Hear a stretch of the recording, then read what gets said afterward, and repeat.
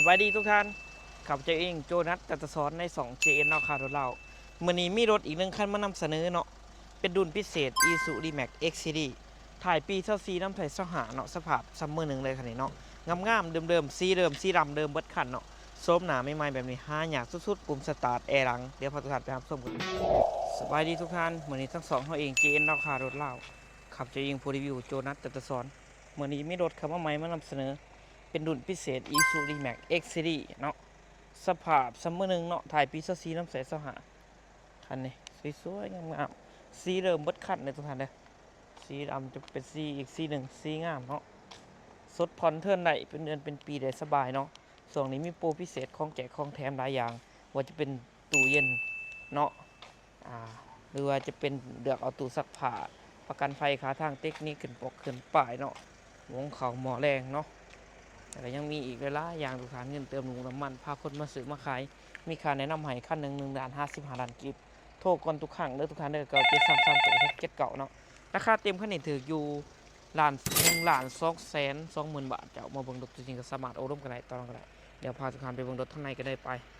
เขียนมาเบิ่งข้างในเนาะข้างในเป็นสีดำงามๆเจ้าพวงมาลัยจะให้มาเป็นมัลติฟังก์ชันเจ้าดับเบิลโปโลทุกคนงามได้แบบสวยๆเนาะเบาะหนัง XCD เดิมมาเต็มห้องงานเนาะเกียร์กับปุ๊กทุกท่านเลยหาอย่างเนาะ XCD เกียร์กับปุ๊กพับเบนได้เจ้า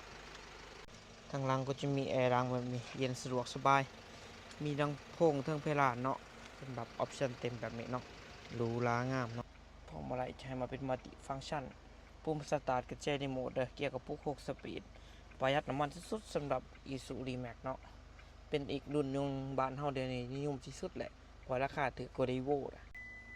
มีกล่องถอดกล่องถอยเซ็นเซอร์ถอยครบเนาะออปชั่นให้มาเต็มเลยยางสกสกัวกระดิกกระเจทรงหลบทรงหลังเลยวันแหนมชุดตั้งขายงามๆแม็กเดนออกเนี่ยนะเริ่มมาจากห้องงานมิดออกมิดอาร์คเดิมบ่ตั้มโบปีนครับประกันให้เลยรถทุกคันที่เขารีวิวเนาะมาแหวงๆนี่